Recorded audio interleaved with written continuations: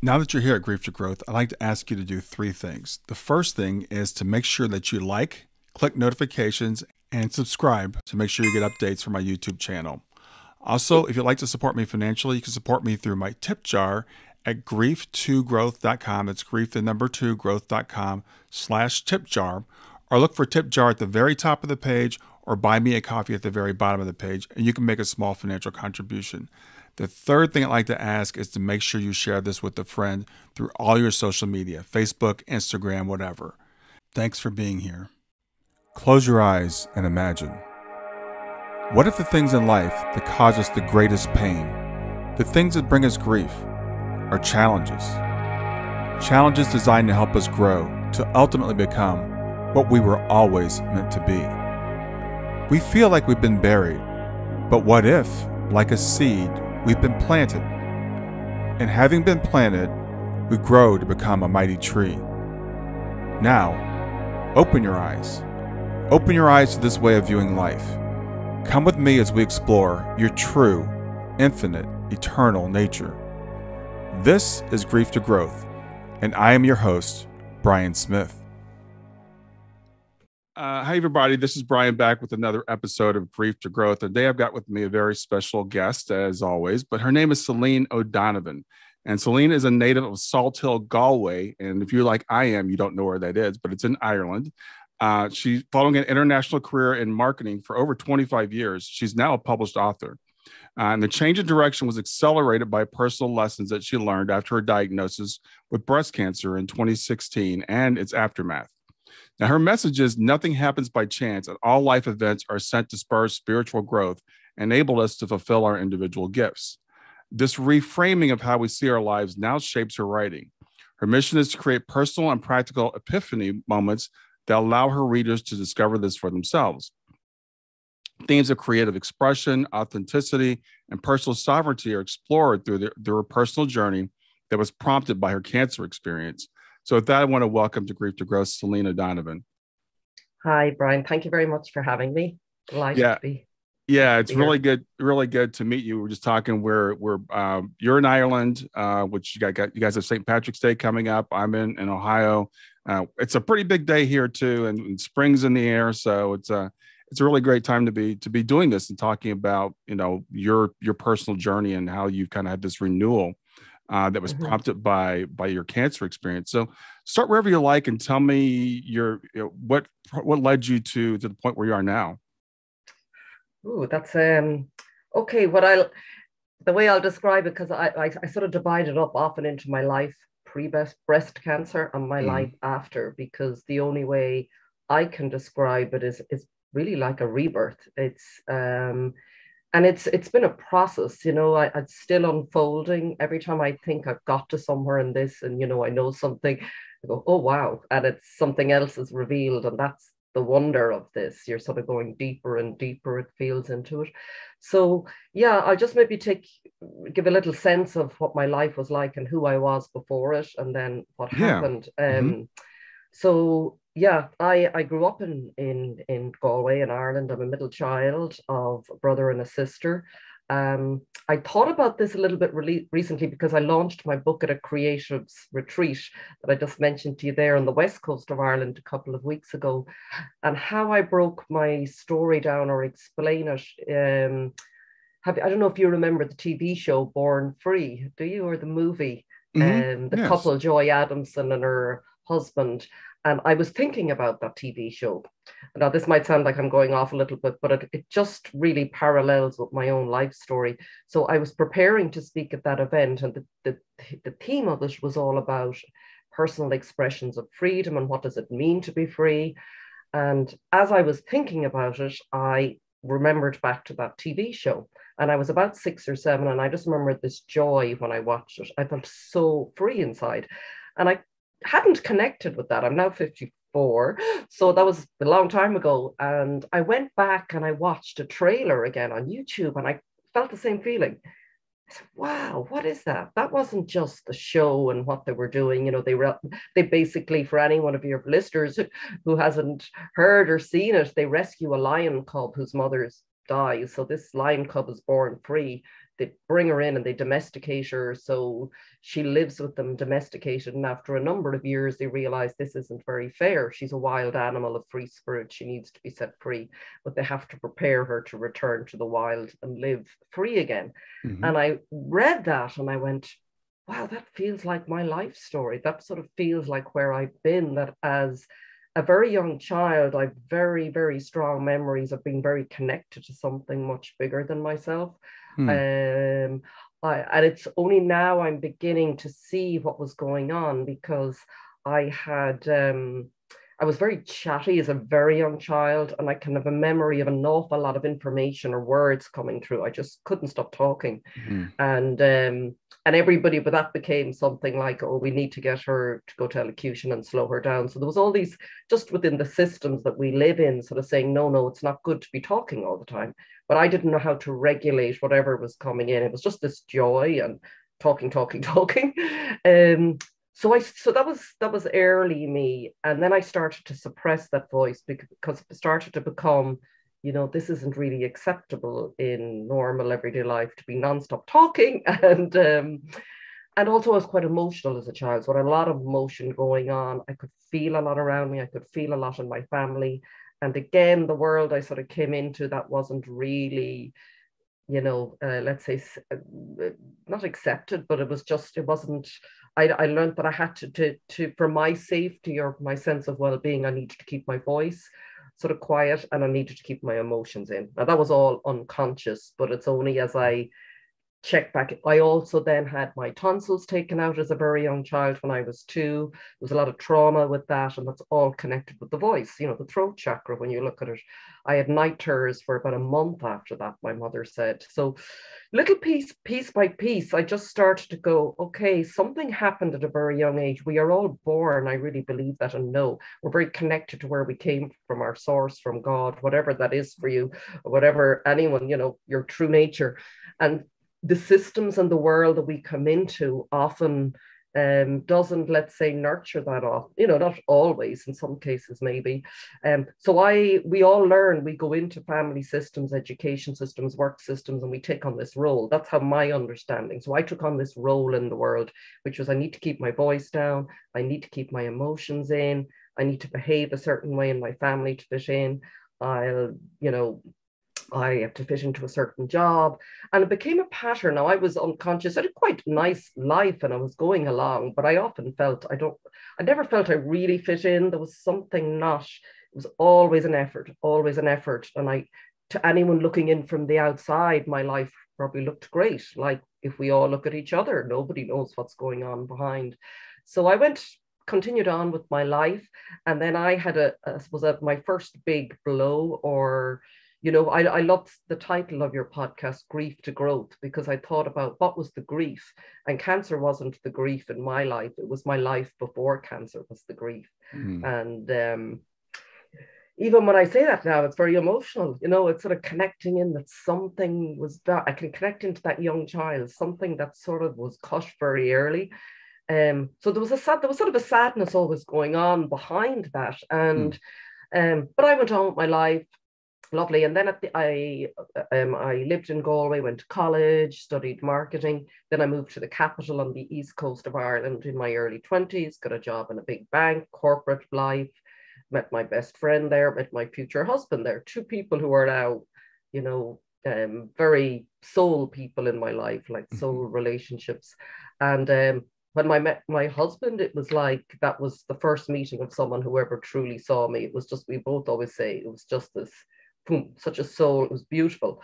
Like we both saw light when we saw each other, like you talked about the light with your daughter. It was only afterwards we said it, we sensed it off each other. We didn't really understand, as a 21-year-old, you don't really understand what's going on.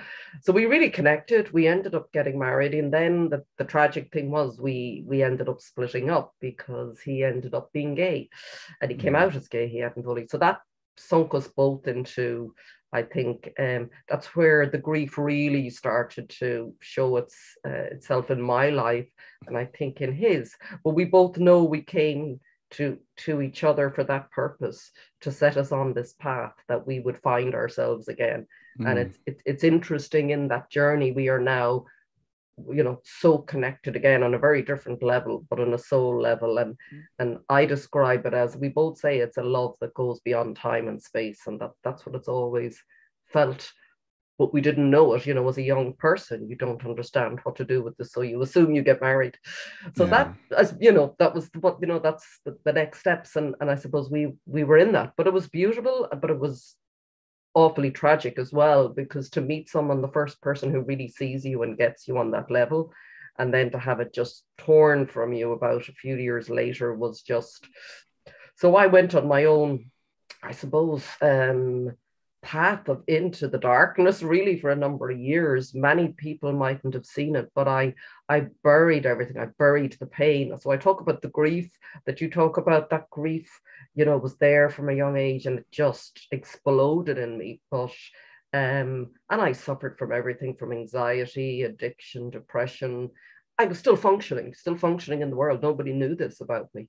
I was a great actor, and I suppressed all of that because I suppose the thing, and I feel very strongly about that, anyone who's suffering, is that, even in that, as much as we want to be there for other people, most people I knew couldn't hold, yourself when you're in something very deep, it's not something we can get support, but it was very hard, I could see, for people to be around me in that. They just didn't know. They did their best.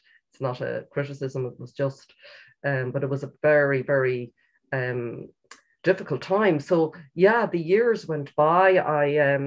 I had gone to Greece to live there, and I had ran away, basically, like Shirley Valentine in the book. Found a different sort of life there for a year, but it was running away. I got into a relationship that was not healthy.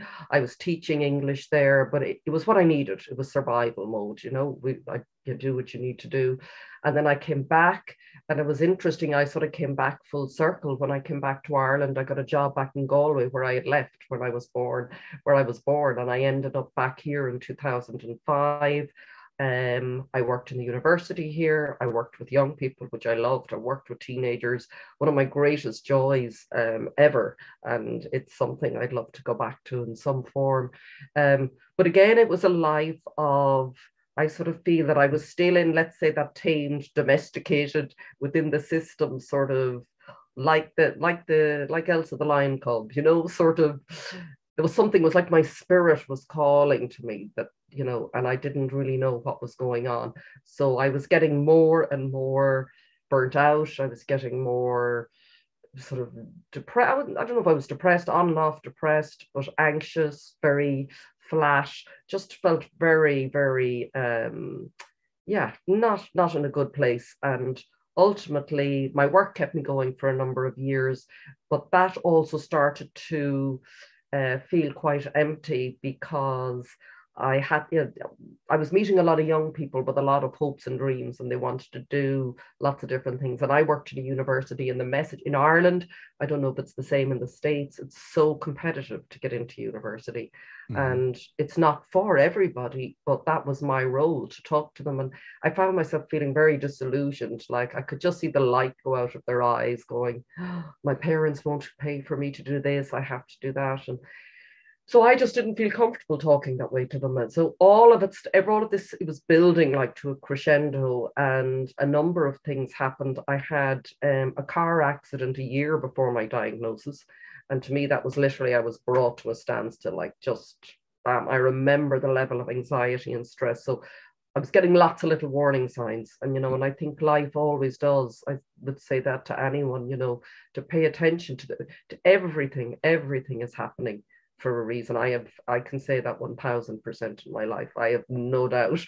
I would have been careful saying that. I say it for me. I don't say it for anyone else. But I absolutely have no doubt. When Wayne Dyer, I don't know if you ever heard of Dr. Wayne Dyer, the lovely, passed away. I loved his writing, and he wrote a book, I Can See Clearly Now, in his 70s. And I loved it because he talked about, we never know. He looked back at his time when he was in an orphanage when he was 3 or 4. And he said, even then he was doing that work, that the young children that were coming in, he was cheering them up and saying, oh, it's great here. You don't have to worry about parents. We can do what we like. And even then he had that outlook. And I just thought, wow, you know, the training ground. He was in his, and I see that in my own life as well. Everything was preparing me and is always preparing us for our next step and our next stage. And so everything that I had been through was preparing me for when cancer sort of arrived on my door. To me, so I had that car accident. I'll just quickly, that was a year before. Stopped for about a month. I had a bit of a breakdown, I believe. I don't know what a breakdown was like, other than I couldn't function mentally. It was like this, if someone rang me, there was a fizzing sound. I couldn't process things. I didn't understand it, but I got through it and straight back on the treadmill again. Go, go, go, go, go, because I didn't know what else to do. You know, I sort of see like we something happens to us, we go outside the system and then we're patched up and we're expected to get back onto the treadmill again. So, and I did that. There was a lot of things that happened. I had a very powerful experience with the healer where even just before the car accident, I had a lot of this stress that I didn't know. All of this suppression of years was starting to bubble to the surface. And it was like it was saying, no, can't bury this any longer. You can't run from it any longer. And I think what saved me or helped me going into the cancer experience was I had got into a very difficult relationship as well as someone who was a narcissist is the only way to describe it, but very challenging. And I really didn't know what was going on at the time. And I ended up, someone recommended I see this healer. I went to this Reiki and other things. And when I left his room, the next day, literally for a month, I had this tsunami of release of emotion every day. It just came on me and I didn't know what was happening, and I had to ring him. And he said, your higher self, you've agreed, you're ready to start releasing some of this. You don't need to understand what's going on. You just need to let this out of your body. It's going to kill you. And so that happened. And it was amazing. I said to him, but I can't stop it. It's literally, I have no control over it. And he said, just ask that it happen when you're not working, that when you're on your own. And I did. And from that day on, it only ever happened when I was on my own. It was amazing. That was a month of literally helping me clear some of the old trauma. So yeah, and then after that car accident, I went back to work, and then not surprisingly 8-10 months later I found a lump on my right breast, and then I went to the GP and diagnosed with breast cancer. And I have to say, everybody's experience is different. But after I got over the initial shock, when you hear these words, like any words that are life-changing like that, the strangest thing happened. I felt relief. Relief is the only way I can describe it. I just went, I can stop. I just couldn't do. I sort of knew if my life had to continue in the way it was for much longer, something else was going to happen. So my overwhelming feeling of relief, I know that may not be the case for anyone else. But you know what it was, Brian, as well? It was really interesting. For the first time in my life, as if my life made sense, I thought everything was just randomly, what is all this that's happening to me? Why am I experiencing such pain? Why am I finding it difficult? Why am I feeling burnt out? And it was basically, I was being shown, you are not living the way you are meant to live. We all come here. My sense is with a spirit and a soul that wants to express itself and shine brightly like your daughter. And some of us, it takes longer.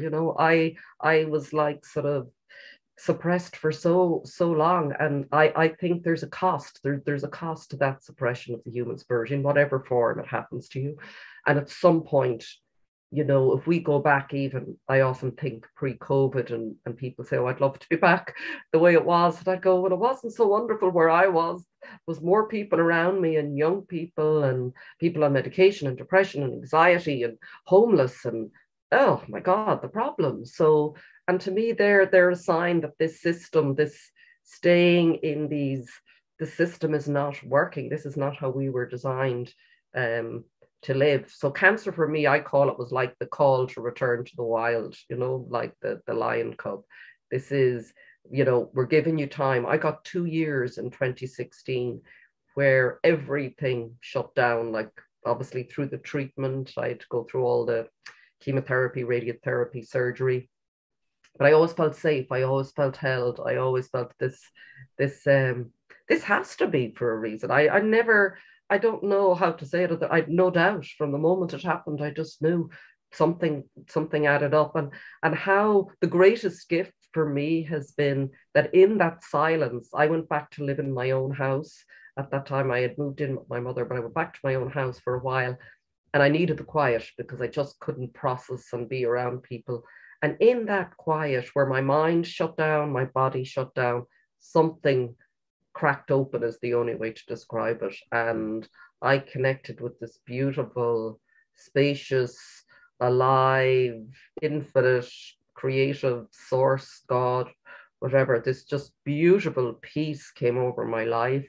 I had no idea what was next. I knew, but in the same time, I had never felt more peace and supported and loved and guided. And I think that's because everything, I was going so fast and my mind was so fast that I couldn't connect with that aspect of myself. So it had to be shut down for me for a long period, literally nearly 2 years, because I had a lot of fatigue. I tried to go back to work. No, wasn't able. Tried again. No. And I remember asking, and I'd say, can I not go back? I was getting the answer, nope, you're never going back. There is no going back ever, isn't there? There's no going back. So that was the start of something just, and I'm only really beginning to fully appreciate it, when you're going through something, and at the same time, it was very traumatic. So it was all going on together, it wasn't all, I was sitting there going, oh, cancer is wonderful. It wasn't, it was very challenging and very difficult, but something else happened alongside. Both were happening side by side. It was all in the one. And it's only today now, even as I talk about it more, I feel the gratitude for that, what I had to go through, and I've a distance from it now. So I will be eternally grateful. So it's changed me in every way. That was 2016. And after that, I suppose what I found the most difficult, and I think many people definitely for cancer often say it's the transition, it's the period after, because in the experience, you are held in the sense of the system, and you're going through treatment and doctors and this. And then the first question was, most people to me, oh, great, so you'll be ready to go back to work. And I used to nearly get these panic attacks when I'd hear that. But going back, have you any idea of what I've been through? And for going back into their old job may be the way for someone else. It just wasn't for me. But I found it very challenging because I was at a point where, okay, you have a choice. We always have a choice. And I know that. And I said, are you going to choose to go back? Which I knew I couldn't. So I said, no, I'm going to choose the unknown. And I have no idea where this leads. I have no idea I'm going to how I make a living. I don't know anything, but I just know. So all I did was really surrender into that. I asked for help. I had no sense of where this was going. And the first thing that got me on the path, I had never written anything. So, that was not my life at all. But something about the voice wanting to come through is quite interesting, because I feel like when I went back, like I said to you at the beginning, and watched Born Free, I related to that child again now, as in, I found that place in me again, that place that I disconnected from all my life. I'm back there. And now I have a means of channeling this voice that I didn't as a young child. It was just, I couldn't, it was very overwhelming. So none of this was conscious, but straight after that period of deciding I'm taking a break, at least from work, I can't, for a career break, a friend that I hadn't seen and this is the power, I believe, when we ask for help, when we surrender into this unknown, this leap of faith, I felt like I had to take. And I asked, and one day a woman, a friend, a neighbor, not a neighbor, but someone I hadn't seen in about 20 years, I happened to bump into. And I told her a bit of my story. And she said, there's a lady nearby, an elderly lady, running a course called The Artist's Way. It's a book by Julia Cameron. I don't know if you've heard of it, but it's a book on exploring it's a spiritual approach to creativity, and it's for everyone. But my first reaction was, I'm not an artist. I can't do that. And she said, no, no, no, it's not about that. It's really about helping you get in touch with yourself. You know, it'll be a really nice small group and you'll have time, you know, you've time now to do this. So I did. And that was the first step on a new path that just I have been shown the step, the next step, the next step, the next step, the next step every day. But that was the very first, because I went to that course. I met the most wonderful group of women that I was in, and we used to meet in her house by the sea every week, and we worked through exercises. You do things like journaling and unconscious writing. You go on an artist date. It's like you go on a date with yourself and you sort of do something nice. So there's lots of different exercises to help you get in touch with that aspect. And it was that lady, after about 6 months, said to me, you know, you're talking a lot when we meet about how cancer has changed your life and all you were learning and, you know, all the good out of it and the positive. And, you know, you could really help people. Have you thought of writing anything? And I said, no, not never. And we had a coffee and I came home, and obviously she was sent to me, as we're always sent, aren't we? People are always sent different messengers and guides. And I came home and I just knew, get my laptop out, sat down at my laptop, and I don't know what came out, but basically I sat there for 6 months, and the end result is this book. But really what it started as was just a way of processing, you know, what's going on here? What am I learning? But it came down, it literally came through me in chapters. Is the only way to describe it. I just get a title and I go, okay, I have to write about that, and I'd start. And yeah, I wrote a draft of this book back in 2017, long before we entered into COVID. And what's quite interesting, sorry, now I don't know if you want to stop me and ask a question, because I can just bring you up to when the book was published, how it got to that stage. Keep going.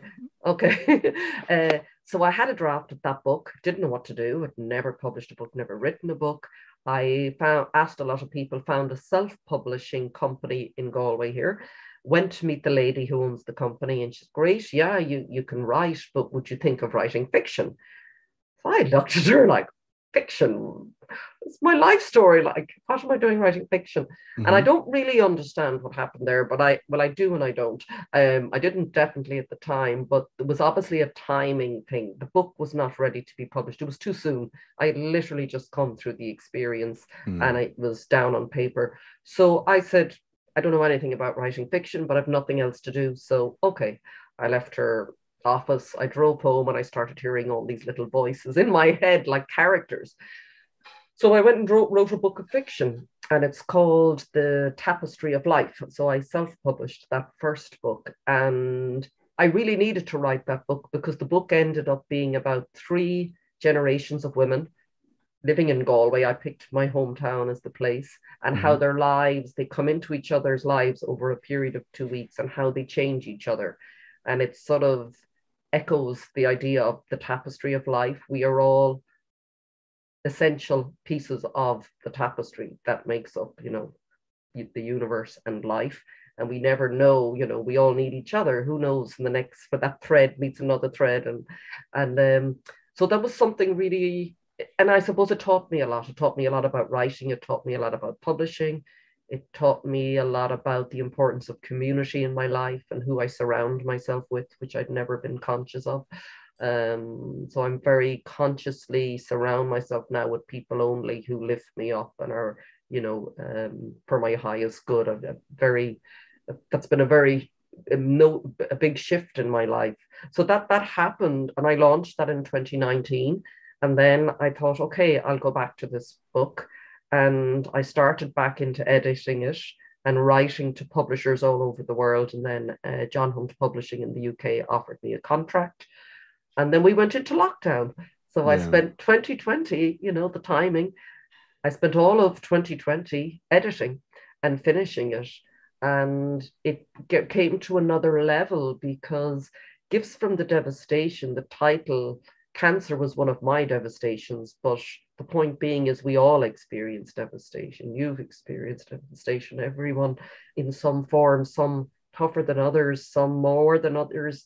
And then we all went into a collective devastation, I believe, with that lockdown. And And a lot of the lessons, I've said it to so many people, I was very grateful when we went into lockdown. It didn't change my life at all. I know for some people it was quite a dramatic and traumatic time, but I virtually had been in my own quarantine or lockdown for 2, 3, 4 years. Mhm. So, something in that. So that really helped me, I suppose, build some of those lessons into the book. And I believe there is a reason why it's being launched now and it wasn't launched 2 or 3 years ago, because I do think there's a lot of devastation in the world on many levels. So my hope is that, yeah, it can help anyone maybe who's going through that in their own life. Yes. Yeah, I think that you talked about your coming into the world and being more open and being, chatty and talking Mm, and um you've referenced a couple of pieces of art, and I love music and art the way it kind of reflects life. So there's a song by a group called Earth, Wind and Fire Love called mm, That's the Way of the World. And it talks about how we're born pure child of gold, and then the world imposes itself on us. And I don't know if this is just in Western society, that's the only society I know of, but it's other societies too, I know. But they say you have to be something else, you have to be someone else. And it also reminds me of there's an album by a group called Pink Floyd, The Wall, mm, and the whole album is about, this poor kid. Everybody's like, you have to be like this, you have to be like this, and he builds this wall around himself. And I hear you in your story, how you have to adapt to this. And there, I don't know if it's universal, because I just relate so much to your story, but I think other people, maybe they just shut down and they're just mm. unconscious of the fact that they're not happy in this world. But there's a lot of unhappiness. Yeah. So as you were talking about that, I was right there with you, understanding what you're saying. But we put on a mask and we go out and we get by. And everybody assumes as long as you can function, as long as you're a cog in the wheel and you're doing your Mhm. job, then everything's okay. We'll get back to grief to growth in just a few seconds. Did you know that Brian is an author and a life coach? If you're grieving or know someone who is grieving, his book, Grief to Growth, is a best-selling, easy-to-read book that might help you or someone you know. People work with Brian as a life coach to break through barriers and live their best lives. You can find out more about Brian and what he offers at www.grieftogrowth.com, www.grief2growth.com, or text growth, GROWTH, to 31996.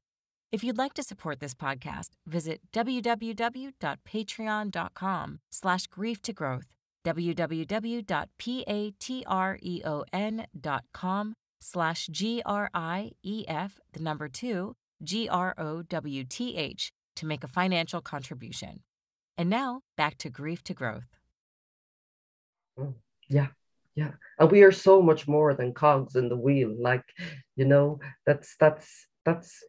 I really believe whatever is going on in the world, and it's pretty chaotic right now. I do believe it's part of us collectively returning to something very true in ourselves as a humanity, not just individually, because we cannot sustain.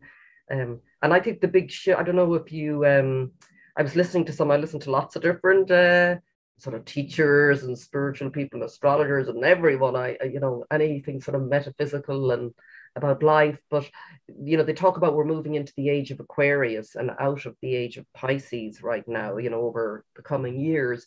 And the age of Pisces was very much the age of single rule, very male dominated, authoritarian, and the people looking up to 1%. Aquarius is about each person stepping into their own sovereignty, their individuality, but being part of the whole. Like, that's unity, that we still honor and respect everybody's unique expression and creativity. I think that's something that has been missing. We've been encouraged to compete. Well, I was all my life, always compete, compete, compete.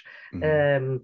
And I've joined what's really saved so many things have saved me throughout and led me on my path. But in the last 6 months, I joined a course called a wonderful man. He's an Englishman living in Ireland, Mark Ashwood, and he's a spiritual seeker, art entrepreneur, and he's really about helping people bring their gifts to life in the world. And often as he says, and I know it's very true, often people who are not maybe as cut out for the corporate world find it hard to make a living and bring that gift into the world. So he runs a beautiful course, and he has some scholarships on it as well. And it's really about helping you take that gift or idea that you have in your heart or mind and bring it to the world, and how to do that, because he has all the technical skills and the business skills as well, like years, and become financially sovereign. That would be the hope, that we move into that sort of and it's a group the big shift I've noticed in these people is everybody, there is no competition. There's only love. It's a really loving community of everybody just wants to see each other shine. And I've noticed when you start to do that, you realize, wow, I really benefit when that person is being the best they can and sharing their gift with the world, because I get the benefit of that, and vice versa. You know, why compete with that person and try and do better than them? I'm not them. There's nothing. That was the biggest thing I learned. It was like a moment for going, there is no one, like there's no one who can offer what I can offer, and there's no one that can offer what that person can offer. Like, we are so unique. And he always says to us, you know, the market isn't saturated because you're not in it. And that, I think, is lovely. It's like there is space. We need everyone. We need everyone shining brightly, don't we? That's my vision. If I could hopefully translate or encourage that in people, that's my vision of each of us shining our light. I mean, what a world we live in. And we allowed each other to do it. Yeah, absolutely. You know, as you talked about the Age of Aquarius, and I've heard that, and I've heard it since I was a child. I remember the Fifth Dimension, the song called the Age of Aquarius, and I'm like, yes, bring it on. You know, it's like, when are we going to get there already? But as I think about that, you know, our individual journeys are microcosms of, I think, as our journey as mankind. So we go through similar things, and unfortunately, human beings. Reason for the title of my podcast, Grief to Growth, we tend to learn through pain. And you talked about it, even in your life, it's like our higher self it's nudging us, right? It's just sending us these little things, like the car accident, you know, like things that happen to us that it's kind of blocking our path and trying to send us another way, but we just press through. We just keep going. And I see humanity right now, and I'm wondering, and I'm hoping that all the tragedy that we see going on, and all the turmoil, is going to prompt us to a tipping point where we choose something different.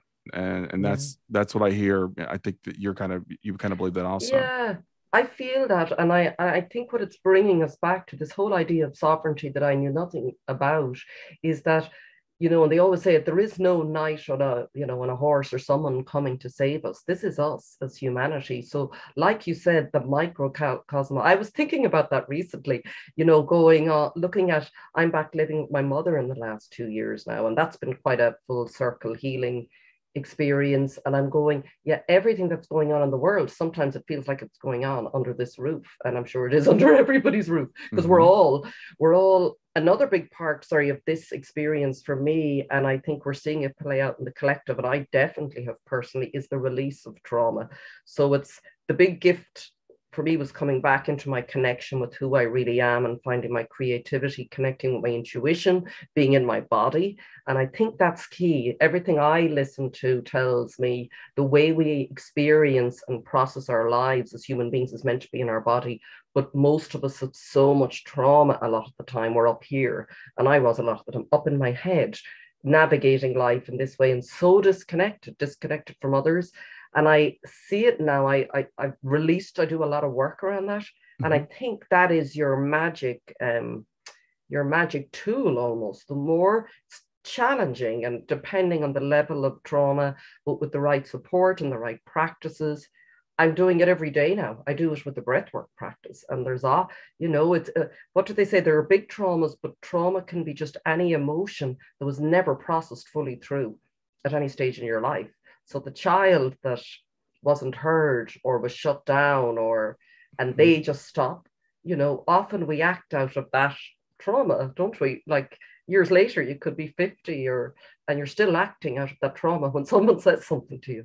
Right. So I think that's the power I'm finding, where I'm finding my power in my life, is the more I'm releasing the trauma, the more I feel I'm able to come into my body, the more I really connect in, and I feel that connection to the greater universe, God, I can feel it like that life force just powering through me, which I never did, and my creativity. All of those, they're all wrapped up together. And then when I think as humans, that's what we're meant to be. This is the real human. I wrote a chapter at the end of the book called A New Age, A New Kind of Human. And I think that is, if you want to call the fifth dimension, the world where we are going to create this. I've often said that too. I hope it's going to happen. And people say, but no, it is up to us. So in my life, I have to be that. I have to be the person who's doing the work, because isn't that what's happening collectively? All this trauma, I really believe this is the shadow side of humanity being exposed, and it's horrendous. And most of the time you just want to go, no, I can't look at this. I can't deal with it.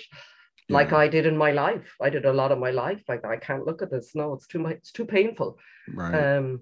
Isn't it? And nobody tells you that it's pain. Well, whatever pain I had is that, I'm not saying it can always end, but you can, it being stuck in you, it's just, if you don't do some work in trying to move this energy through, it can kill you. But it can move, and it can be, yes, so painful. Isn't it? I mean, I don't think there's another way. I haven't found another way.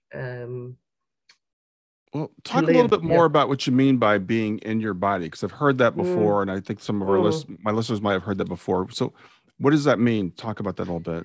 Yeah, I didn't really know what that meant. And what got me back into my body, okay, the biggest way I describe it is, so say if you think of your attention or awareness, I was mostly, I suppose it's the movement from head to heart. And I know that sounds very, what does that mean? In a very physical level, just by even coming into my body, sitting, grounding at a very basic, just starting out, grounding your feet into the floor, like feeling your physical body. So taking your attention from your head and up there, and literally lots of practices people can do to bring you down into each level so you can start to feel. I think it's really about feeling. And they always say our body is really our GPS, or our tool for navigating life, because we're a spirit in a body. If that's what you understand, it's what I understand in my life. So this spirit has chosen to be in this body, and it has to be in a body because we're on earth. So how does it speak to me other than really through what the body, So to me, how I see the body now is it's like my antenna into the universe or source. So everything I need answers with, I find in my body, and it's all energy. So if we think of everything in life as energy, what I'm very guided by now is, okay, so I do the exercises to sort of, it could be breath work, it could be putting my feet on the ground, going out into nature is incredibly grounding, really brings you back into your body. Breath is very powerful, because breath is what keeps us alive. So breath, that's our life force moving through us. So I would have a lot of practices that help me just focus on the breath, just even that, just focusing on the breath. That's being in your body, because you're concentrating on the breath in your body.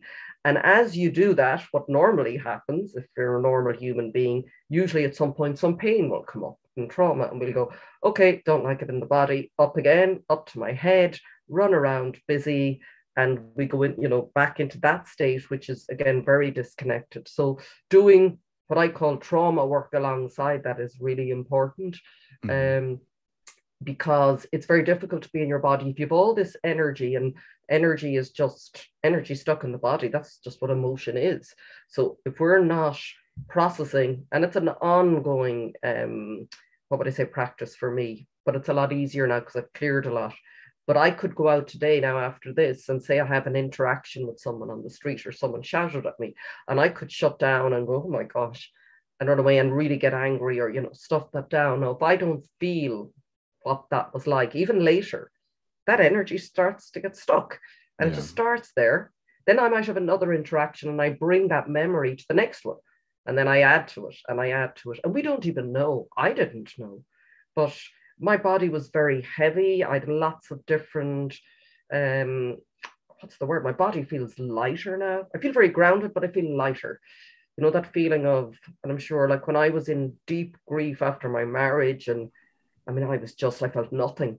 But yeah, that being in the body, I think, is your key to navigating your life in a way that is right for you, not in a way that someone else tells you. Because if we look around the world now, like you said earlier, when in the systems, or that song, when they say about, we're say molded or whatever into something that maybe doesn't feel right for us, then what happens is we're disconnected from our own power. So we trust. That was the age of Pisces. So then we look to someone to say, okay, Right. what should I do? Because Right. and I see this in a lot of people I know right now. They're so disconnected from themselves. If someone said to them, stand on your head and, you'll get over COVID or something like that, they would probably do it. There's this sort of, and I'm not blaming people. It's just, this is the type of, this Piscean age, the systems, this totalitarian sort of, authoritarian. But that's why I found the whole last 2 years much easier, because I had sort of been coming back into resonance. When they talk of resonance, that's listening to your energy. So if you said something to me and I felt quite something in my body, so that's not okay, I need to trust that. We have been trained to ignore that and go, oh no, okay, I have to accept it. He knows more than me. And this is about being in your body. Your body says, no, that is not okay for you, because this is like being a sovereign, unique, individual person with your own connection to your source. And Right. we're all just different expressions of our source, that decided, that's how I see it, that God decided to come down and play, and there's in billions of different, the spiritual teacher Ram Dass says, treat everyone you meet like God in drag. And I love that, because, every single one of us, aren't we? Yeah, it's you were talking about this whole thing's about things happening for a reason, and I truly believe that. So this morning I happened to be I walk every morning, so I was on my walk, and YouTube video came up, and it was about this whole thing about different types of people, and how this guy, his argument is that we're most of us are fake. So most of us are fake people. We're not being our true selves. So he talked about like 5 different types of people. It's just what you were just saying. People that go to religion for their authority, or to the government, and they just do whatever they tell them to do. Or people who are still listening to their parents, that might be adults like we are, but our parents' voice is still in our head. Or people who it's all about whatever their peers think. They do whatever everybody around them, whatever is popular with them. Then there are people who are basically like outside the system and just don't function well, because they just have given up on everything. And then he talked about a 5th type of person, which is what we're talking about, is that autonomous person who has their own personal sovereignty, who says, okay, I'm going to listen to other people. Their opinions are interesting. Their opinions are valuable, but they don't tell me what's right for me. And I'm hoping I'm seeing this more with the next generation. I have a 25-year-old daughter, so I see it more with their generation. Unfortunately, a lot of it comes from despair, because they look at the world and they say it's just not working. So the YOLO is the big thing now. You only live once, so we're just going to go out and live our lives. Okay. But I'm really hopeful that they'll learn to start taking some of that power, back. And your story is just so, it's about that. And I think our higher self.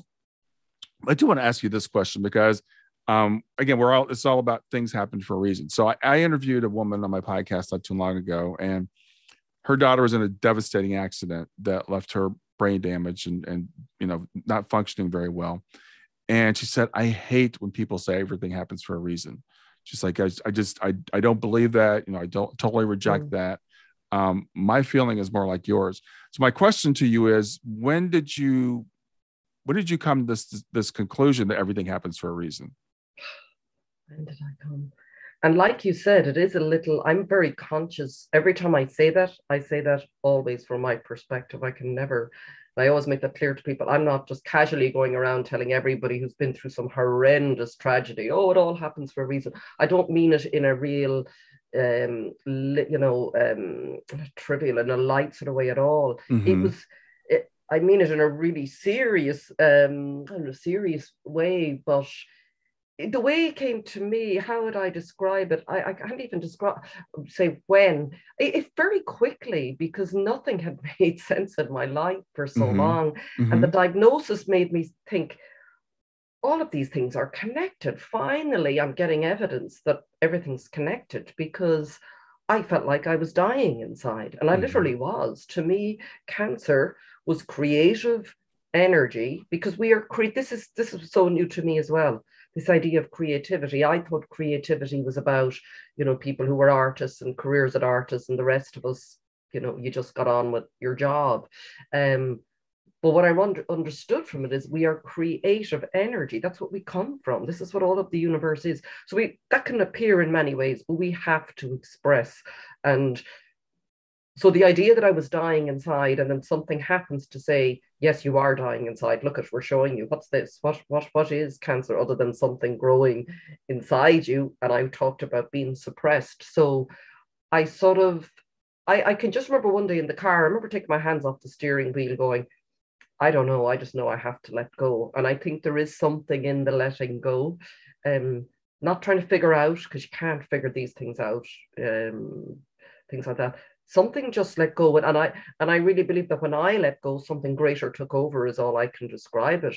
And it's sort of been rippling out in my life since. It's so gentle, and it's so, what do they call it, an infinite unfolding. I can't even sometimes put words on it, but I look back on a day or a period, and I suppose I just have to keep asking myself, because I'll revert to my old habits, and something difficult happens, and I go, okay, what if I was to look like, what if I just behave like this is happening for me? If I was to believe that, even if I don't, what would I do differently? Or how would I, you know, even trying to just get it's like they say, if you get a different perspective on a picture on the wall, what if I can just try for a moment, even if I don't believe it, just try and look at this in a different way.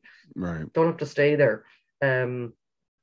It's a very, isn't it? I don't know what the answer is. I mean, it's different for everyone. I've met people who've been through, I'm sure you have sometimes have been through horrendous things and are still in it and very angry. And, you know, I'm not saying they shouldn't be, but, you know, and then I meet others who, you know, just blow my mind at how they've come through something so difficult. Right. I sort of feel there's a divine timing in everyone's life. I like you talked about your daughter coming, and, you know, some people come and they shine brightly for a short time. I've seen that with other people I met in my life.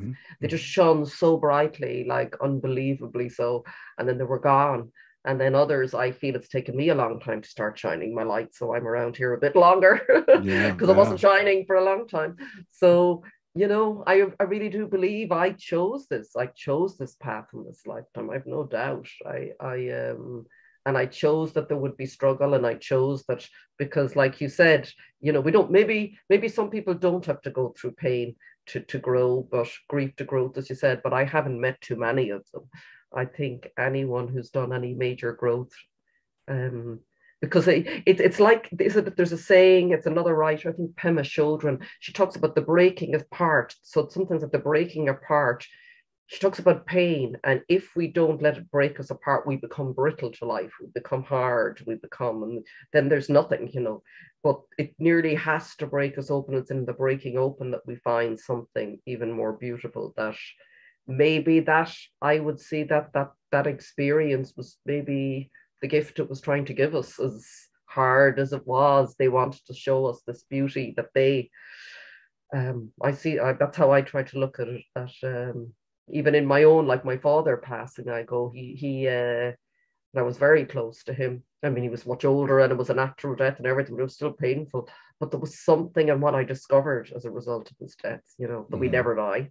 Because I know that, because I'm always talking to him. He's always with me, and he's like, even the other day, just to give an example, I say it to people who are very skeptical, and I walk by the sea every day. And one day I was walking, and he's always with me, and I said to him, I said, Dad, just for the fun of it, will you just do something really obvious that you're here? And I was walking, and then nothing, and then eventually I was close back to my car, and a bird, just, this never happened, swooped in, literally came that close to my face and across out too, and it was right up the road where I used to walk. It just went up there. Wow. Okay, thank you. Yeah. Thank you. And yeah.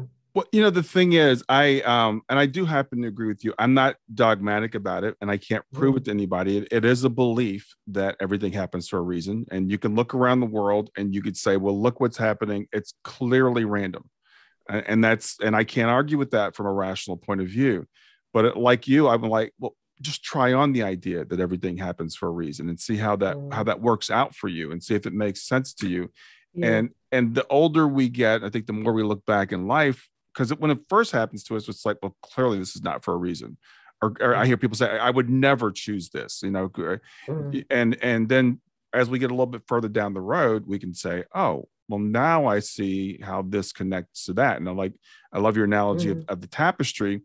And I heard an analogy with tapestry that it took it to like another level. They're like, when you're living in this world, it's like you're looking at the backside of the tapestry. So when you look at the backside of a tapestry, it looks like just a mess of colors. It makes no sense whatsoever. But when we cross back over and we turn the tapestry over, we can see how everything is woven together in a pattern that makes sense.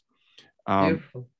And your book, you know, I love when people sit down, and I did this with a client where actually, I don't know if she'll ever write a book or not, but she just hired me. We did several sessions. She just told me her life. She's like, I'm going to start at the beginning. I'm going to tell you my whole life story.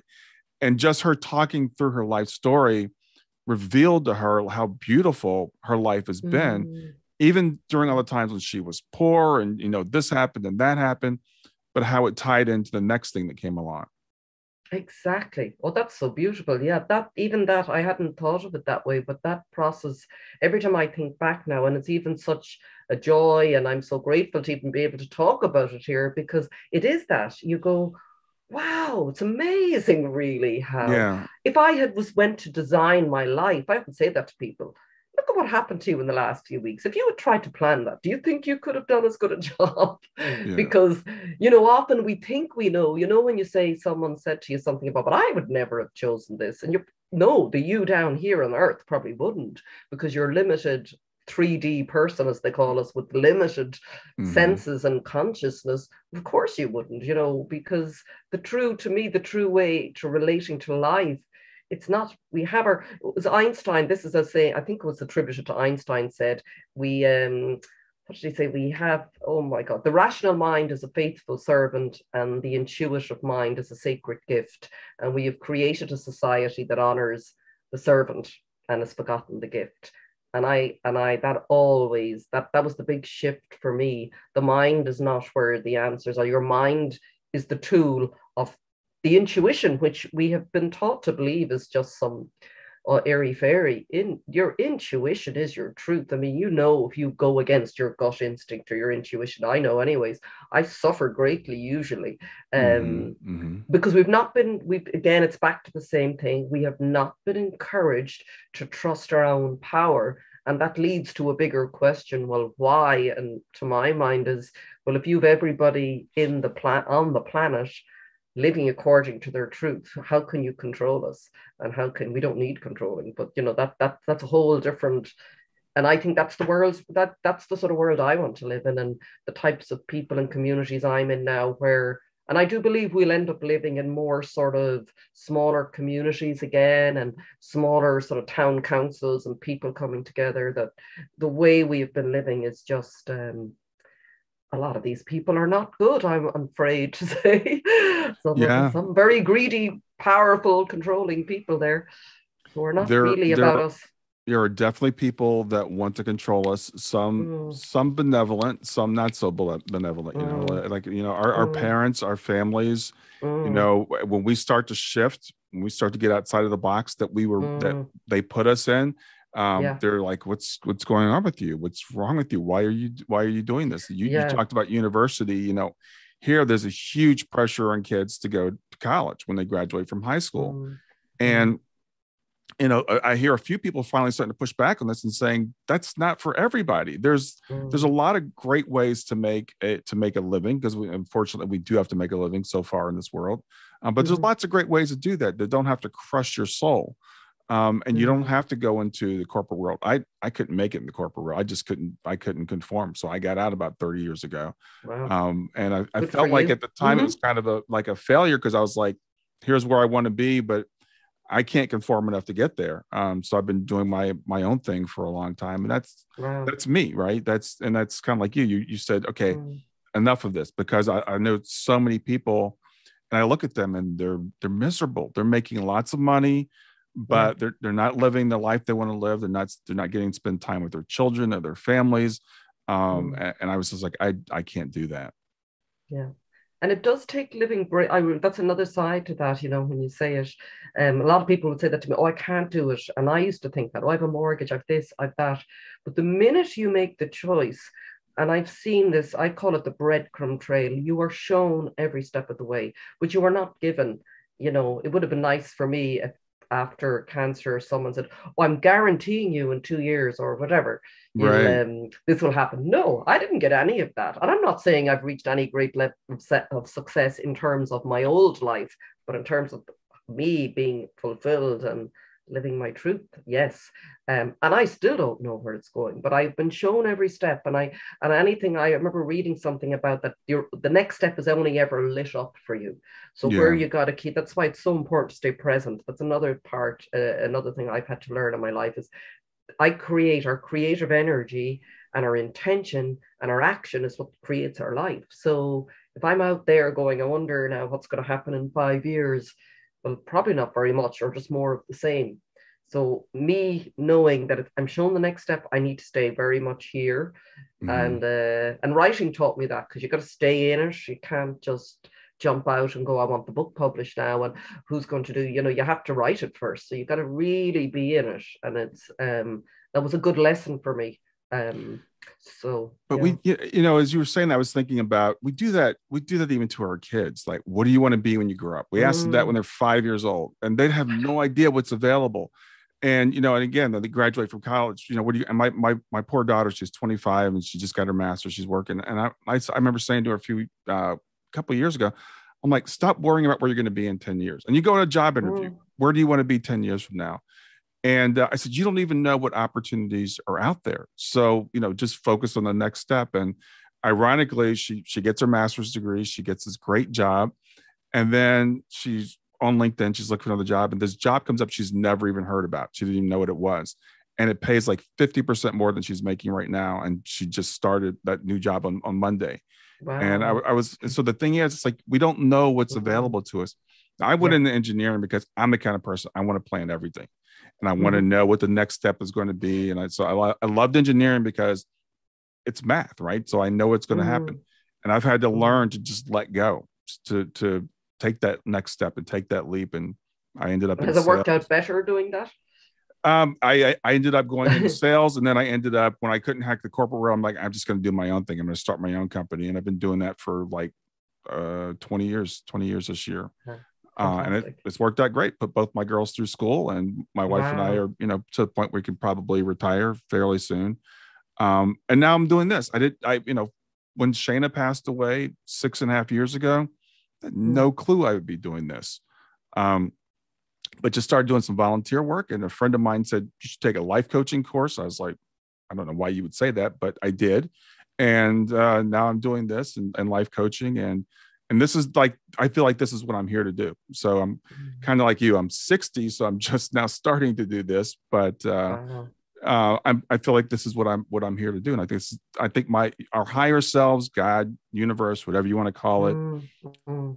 gently and sometimes not so gently guides us into what we're supposed to be doing. For sure, for sure. And when you said that again, that's amazing. Like for anyone who's going, well, I don't believe that, which is absolutely fine. This is about being sovereign, as we said. So it's that Mm-hmm. this is our own journey. So, but at the same time, I haven't met anyone who's decided to hold that perspective in life and regretted it. And I Right. can say for sure I haven't. So it's definitely all I would say, that I've said it in the book. If you're struggling and everything you're doing is just not working out for you, why not just try it? Just give it a go. What have you got to lose? If Right. life is so hard for you right now, life was hard for me for years. It really felt this, oh my God, but I was holding on so tight, and it was what Mm-hmm. I needed to do. I'm Mm-hmm. sure I could have learned things much faster, but I didn't. And I held on. I realized how strong I am. I've got a lot of stamina, Yeah. because I Yeah. withstood, kept coming. Another thing, another thing. No, I'm here. Um, and I generally didn't show it. That's why if I said it to people, they what? Um, and that takes a certain amount of energy. So when you think of the life force, I always try to think of it now of our creative life force energy. What could you be doing with that if you weren't using it to sort of just to keep this image up all the time. Mm-hmm. And I believe there's a breaking point. Well, I think there's a breaking point in the world right now, definitely. And I think that is this breaking of the human spirit. There is a point where humanity, it's just God, universe, whatever is going, no, this is not what you're here to do. And this is not who you are. You're not slaves or robots. You are magical creatures here to do amazing things, aren't we? Yeah. And it's happening. Yeah, I believe it's our collective consciousness. I believe that we have an individual consciousness and there's a collective consciousness, and that's what everything is, and it's all part of that. So as you talked about us creating, we are co-creators of the world that we live in. So when we look outside in the world and we don't like what we see, that's a reflection of our inner turmoil that's going on. Absolutely. Hopefully hopefully we'll get to a tipping point where enough people believe like you and I do. And I believe that's what we're here for. I believe we're here to encourage that. So I love that you stepping into your role. And it's funny. I was talking with someone on an interview, and we're talking about free will and choice. And I jokingly said, I don't have a choice. And she goes, well, you do. And I'm like, well, I do and I don't. It's like, because it's my nature. So I might have a choice, but I really don't. And I think it's the same thing with you. It's like your higher self is saying, okay, Celine, it's time for you. Yeah. And it's the higher choice. I mean, yes, and it's funny, I would never have used those words, but there's like, I don't know if you feel it, but I know that's why there's a timing around my book. And I know we have to be ready. And often you think you're ready before you're ready. Like I used to think, why didn't the book come out 3 years ago? And I remember I was working with this spiritual healer at the time, a chiropractor, beautiful woman. She calls herself, or she is a spiritual midwife. And I love that term. And I worked with her throughout cancer treatment, and she helped me basically birth this new version of me into the world. Like I couldn't have done it without her. And that's how I got the title from the book, because every time we worked together at the end of the session, she'd say to me, we'll ask that you integrate the learnings of this experience and that you carry only the gifts.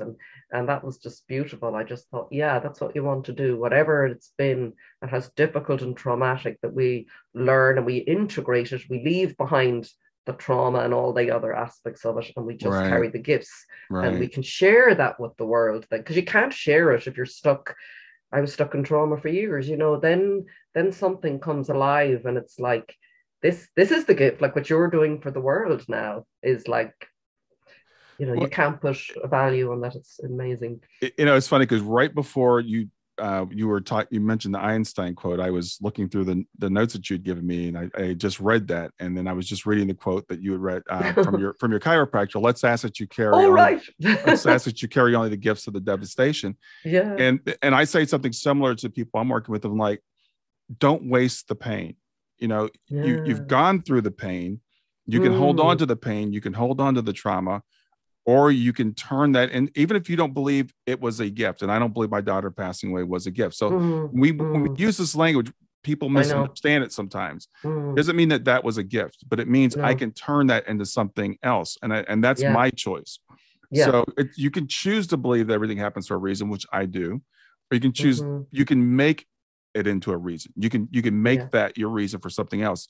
It can inspire you to do something else, and we have this tendency to want to go back to what we were before. Like you said, people, when are you going to get back to work, Celine? When are we going to get back to the way things were before COVID? That's wasting the pain.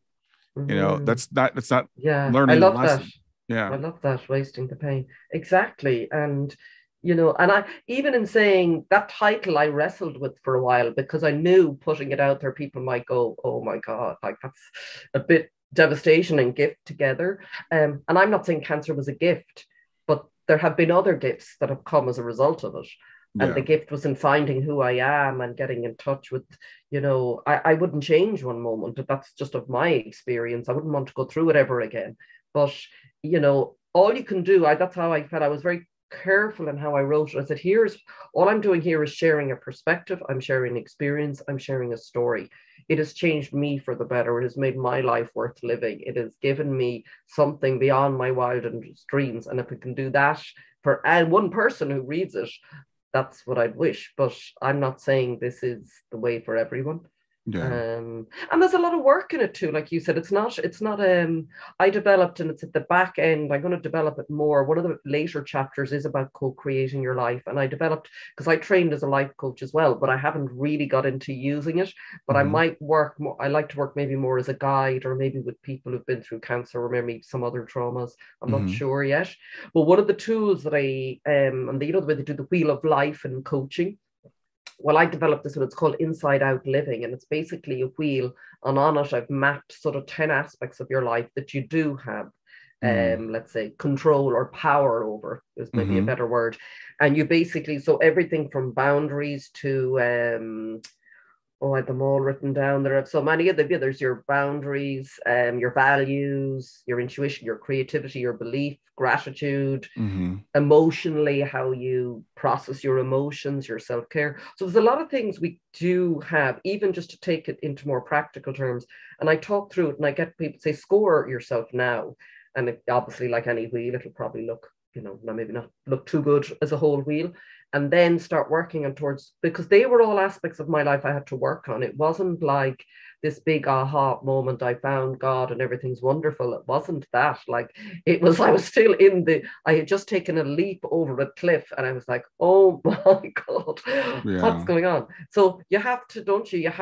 I had to develop a lot of practices and tools, and I still do, and do a lot of work to sort of keep processing the emotion, keep, you know, conscious of my beliefs, not going back to old patterns. So there are things as well, even if you don't want to take that bigger picture, whatever that view of life is happening for me. Okay, but do you want to find a way of living life that maybe is a little bit easier for you to, that gives you some sense of participation in it? You're not just a spectator, you know, the way they often say, like, do you want to be a spectator in your own life, or do you want to get in the driving seat? I mean, I prefer to be in the driving seat.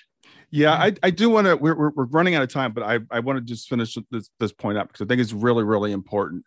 This idea that when we say that everything happens for a reason can lead to I call spiritual bypassing. I'm hearing that term more and more, and I'm glad to hear people saying that, because it can be used to minimize the trauma, to minimize the pain, to escape. And a friend of mine who had a near-death experience and went through a lot of trauma, she just wrote something on Facebook yesterday I thought was really beautiful about, we need to pull back from that too. We don't mean the pain is the pain isn't real. We don't mean there's not real devastation in the world. Yeah. And even someone like you or I that might believe this, when we're going through it, we're not going to sit there and go, oh yeah, I'm really glad that I have cancer. No. I'm really glad that my loved one passed away in a car accident. I know this is for my higher good, so I'm not going to grieve. We're not saying that at all. Right. No. And I make that very clear in the book. Absolutely not. That's why I put the word devastation in, because it's to try and not diminish the horrendous, you know, devastations people go through, you know.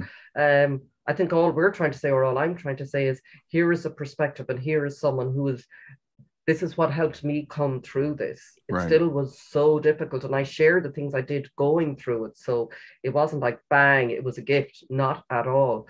But as a result of going through it and feeling the pain and doing that work and the hard stuff, you know, nothing worse, we don't say nothing worse, as anyone's, I don't know if you've noticed it, but there's nothing harder than sitting with the pain. Even now, there's days when something comes up, and we all do it, distract. Could be just some old uncomfortable emotion. And I literally have to sometimes just haul myself over and sit down and go, you're going nowhere till you feel this. And I've worked with someone, and I do it all the time with lots of different teachers, and they literally will just guide you in through your breath and just feel it. And the big one, just one thing on that, because I think I used to fear, and I think a lot of people do, is that if they go into their pain, they'll get lost in it and they'll never come out, and they will die. And I used to feel that. It isn't the case, but you have to, what's really helped me is, and someone said it to me, is let go of the story.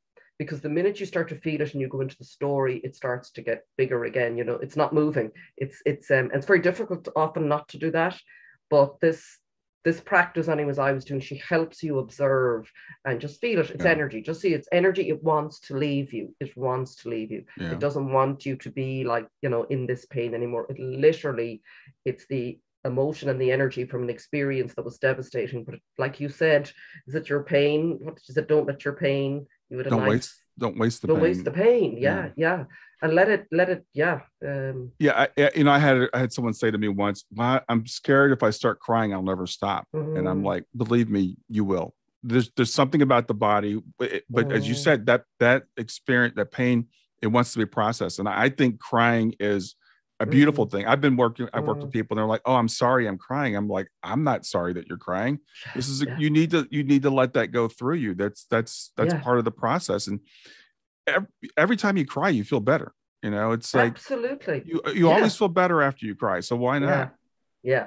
The definitely thing that has helped me is not to go back into the story, as in, say I cry and I feel something, and then I talk to someone on the phone and I go, oh my God, I let all that pain go, but it was to do with, and I go back into the story and I create the energy again. That was something I didn't know. And I have to, because it's very tempting when you're feeling it. I don't want to feel this, so I'm going to blame someone. And it's the project out. That's a very powerful practice for anyone who's trying to process. But I know there's lots of ways you can do it, and we need help. I needed a lot of help. I'm not here saying any of this that I did on my own. Luckily enough, I had no issue with asking for help. I just kept asking people for help all the time. Support. We need each other. We really do, don't we?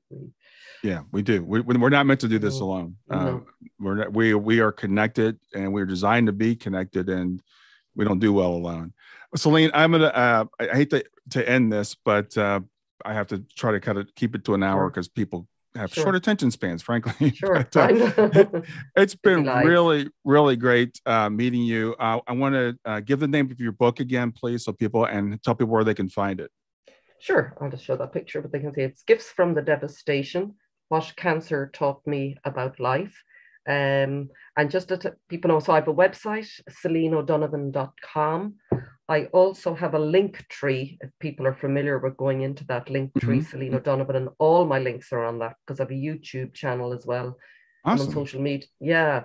So it'd be nice to connect on on YouTube as well, as if you're the interview on it. But I recorded I narrated and recorded an audiobook version of the book separate to the publisher because I felt it was another layer of processing, I have to say, or of deepening the lesson, because it was very interesting. I narrated it at home and I was using my voice, and my story always goes back to my voice. So I've narrated and recorded it, and it's being mastered at the moment. So that's available as well for people who may not, a lot of people sometimes don't have the time or want to read, and they like maybe to walk and listen. So but all of those are on my website or Linktree, or they can connect on YouTube as well. But if you go to my Linktree, you'll get all the links. It's probably the easiest. As you held up the book, the cover reminded me of Ukraine. That is, did it? Yeah. Is that a sunflower? Yes. Yeah. Very much. Yeah. Wow. Well, I like the sunflower, because it's one thing about the sunflower, just to say, is it grows towards the light. It likes to face the light, and I thought that's nice. That's what I need to remember in life. I love that cover. Well, again, so good to meet you. So enjoy the rest of your day, and we'll talk soon. You too. Thank you so much, Brian. Really. Don't forget to hit that big red subscribe button, and click the notify bell. Thanks for being here.